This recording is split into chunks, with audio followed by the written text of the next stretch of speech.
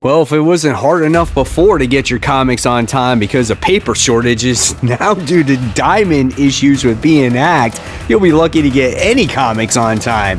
Here's my most anticipated anyway.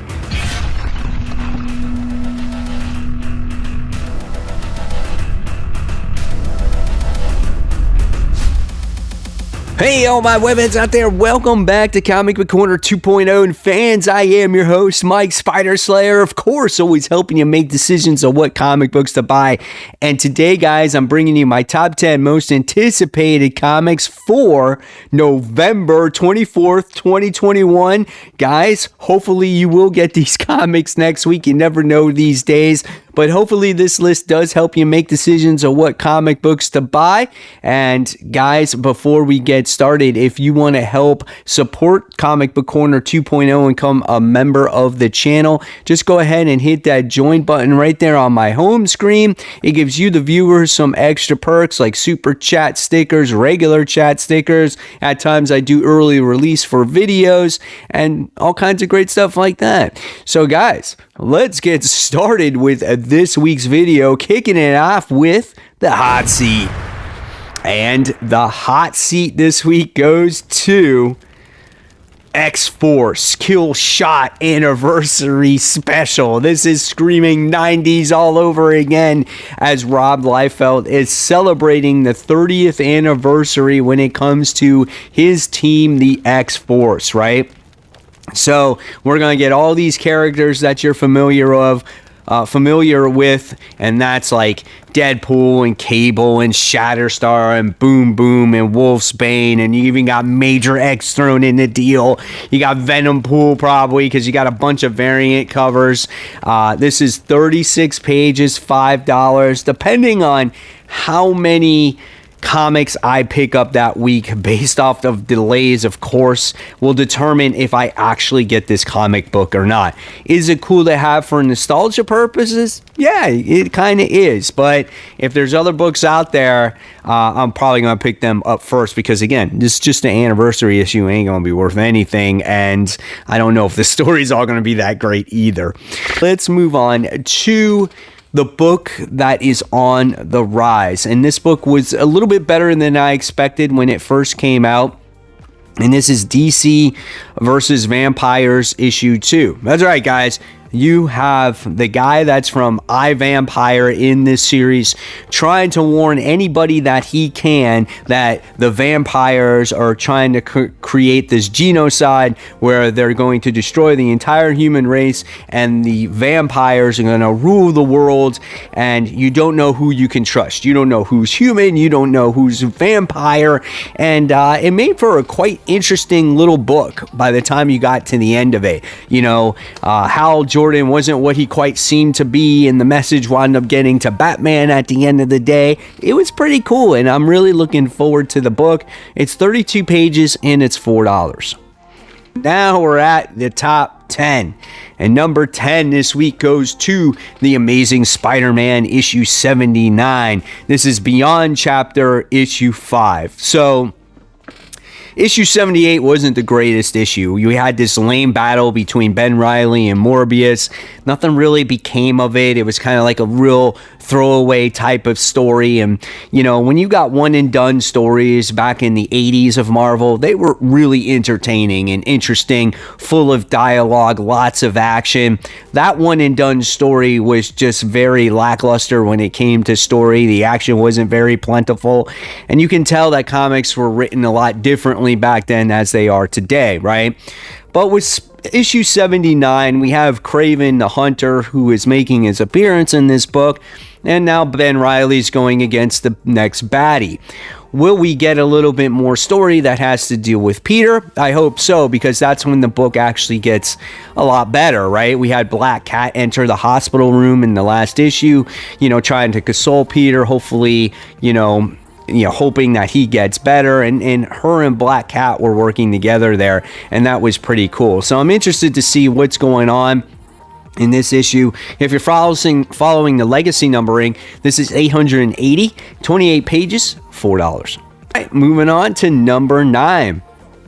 We have X-Men issue 9, pretty much the only X book I'm following. I'm going to give Marauders another try when we get the new creative team on there.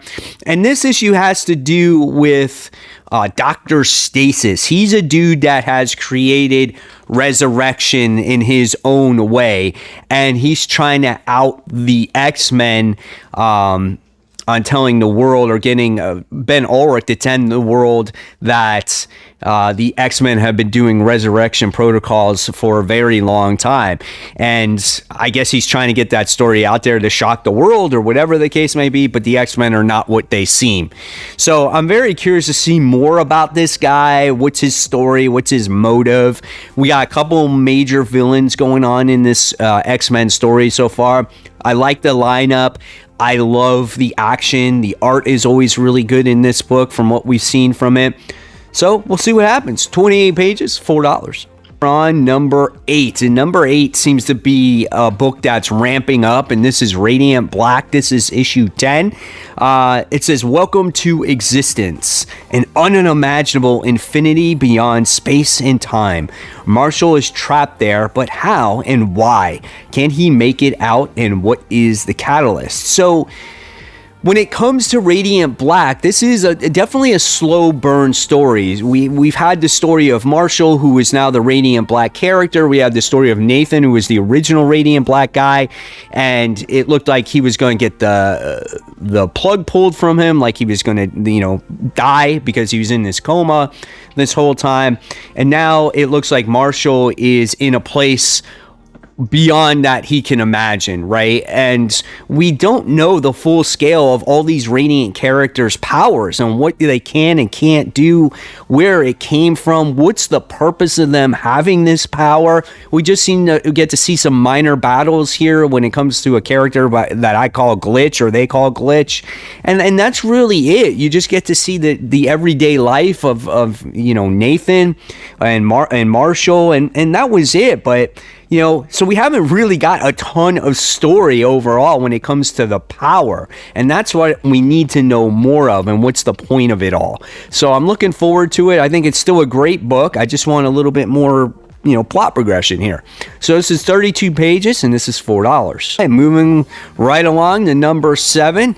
This is Thor issue 19. If you dropped off of Thor for a little bit, like issue 16, 17, and 18, well, this is your time to jump on board, because we're going to get the new story arc now. Nick Klein is back on the artwork, so if you were a fan of his art in the series, this is called God of Hammers. This is part 1.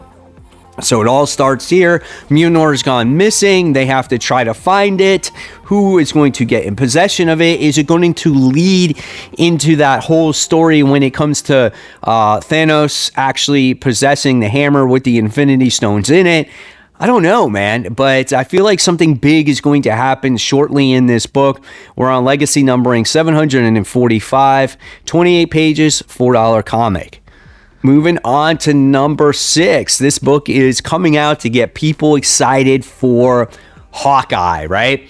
And this is Hawkeye Kate Bishop. This is issue 1. Now, Kate Bishop has had plenty of appearances in the Marvel Universe. She's been side by side with Hawkeye for a couple series now. She's in West Coast Avengers, and being that this show is coming out, I think people are going to check her out, and I think she's a great character.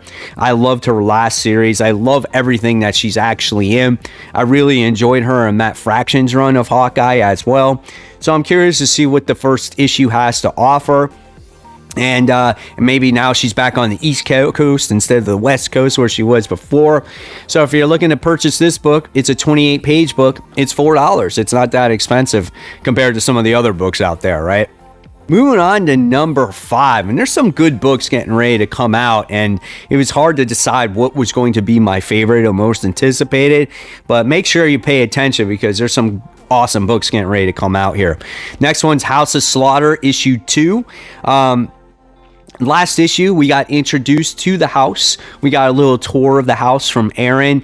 We got introduced to, which looks like it's going to be his boyfriend, or the first man that he ever loved, which was Jace. And we get to see his initiation into the house. So we're going to get to see these two relationship build a little bit, more. And get to the point on why Aaron eventually has to hunt this man that he loved and possibly kill him. So I'm very curious to see what is going to happen here. But until then, I want to see that journey and see how Aaron, does in the House of Slaughter, and how does Jace, do in the House of Slaughter. And I love to see a little bit of some cameos in there with Erica Slaughter as well. Great book. I love the first issue. Not as strong as Something is Killing the Children, but is still a solid read. So this book is $3.99. Coming in at number 4. When this thing all is done and over with, I'm curious to see where this book is going to go, and this goes to Robin issue 8. So for the entire run of this series, we've had Robin on this Lazarus Island doing this tournament, and now that all these souls are being taken from these people that are fighting each other, it's feeding into something much more greater, right? So there's a greater plan in all this whole thing, and we're at the climactic conclusion, I think, at this story arc where Damian and Hawk are going to be doing battle against each other in the final fight. And will we get to see this creature that's living in the Lazarus pits? Who knows? But it's been an entertaining series. The artwork is absolutely gorgeous in here. And I am worried, though, where it's going to go from here, because I have no idea. And I'm still trying to figure out who the hell Respawn is, right? So we'll see. So if you're looking to buy this book, it's 32 pages, and this one is $4. So now we're on to my top 3 most anticipated comics of next week, and that goes to Gunslinger Spawn. This is issue 2. So it has the little description here. It says vampires, guns, and blood. You can't have a better mix than that, right? Really cool first issue as we were really introduced to Gunslinger Spawn, and if you never read him before, definitely a good jumping on point to get to know who he is, where he came from, how he uses his weapons to destroy his enemies, where his power comes from, why he's not as strong as the other Spawn characters. And then you get to see him being misplaced in time in the 21st century and teaming up with a young boy to get him, on his way, to get him to learn like what a phone is, what is gas, what is a motorcycle, and I like that. So hopefully that boy actually sticks with him as a supporting character, and shows him the ropes of modern day times. So looking forward to issue 2 here. This is 32 pages, and this is $3. Next, coming in at number 2, is this actually going to arrive just like Venom did? This is Hulk issue number 2. So, I'm sorry, Hulk issue 1, I meant to put 1 and it fell in the second place position. So, and you're going to wonder, well, what's ahead of Hulk number 2 or Hulk issue 1, right? Why is it in the number 2 spot? This is titled Mad Scientist, part 1 of 6. Book has been heavily delayed just due to, again, this time the paper shortages, not the diamond hack.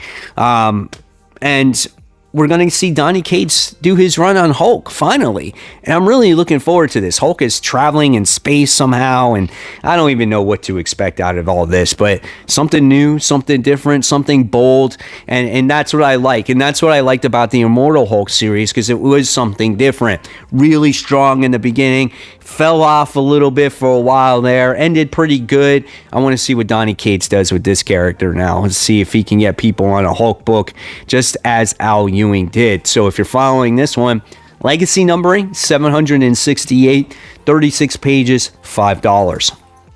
So what's my number 1 most anticipated comic book for next week? If it's not Hulk and you've been waiting for Hulk so long, nothing's going to overtake this series, guys. This is the conclusion to Fight Girls. This is issue 5 of 5. Hopefully we do get a second volume out of this, because this is a wonderful book by Frank Cho, and the art was so dynamic. The last issue, you got to see 2 women fighting each other, MMA style, and the expressions on their faces, the creatures that's been in this book. It's just been just a solid ride, and there's a little bit of mystery involved dealing with one of the fighters as well. below. If you have not picked up this book, I'd say definitely pick this up. This is something I could definitely see in a movie. If you can't find the floppies on this one, go ahead and read it in trade, hopefully when it comes out. This is so entertaining and so much fun. Being that issue 3 was the best issue for me. Can't wait how this concludes. The ending of the last issue was awesome. Wasn't expecting the winner, to be the queen, the one that won, be the queen by the time we got to the end of all this. But I don't think this is done yet, man. This is an awesome series. Can't wait for the conclusion of this. Hopefully it finishes strong. 28 pages, and this one is $4. So guys, there you have it. There are my top 10 most anticipated comics for next week. Now, if they make it to the shop, that's still yet to be determined. We'll see what happens. But if you like this video, please give it a thumbs up, subscribe. Don't forget to hit the bell. Of course, guys, leave your comments down below what you're looking forward to reading that particular comic book week. And as always, guys, like usual, I'll leave you more content right here to check out. And guys, keep buying, keep collecting. Most importantly, don't forget to read your comic books. Guys, thank you so much. I'll see you real soon. Bye.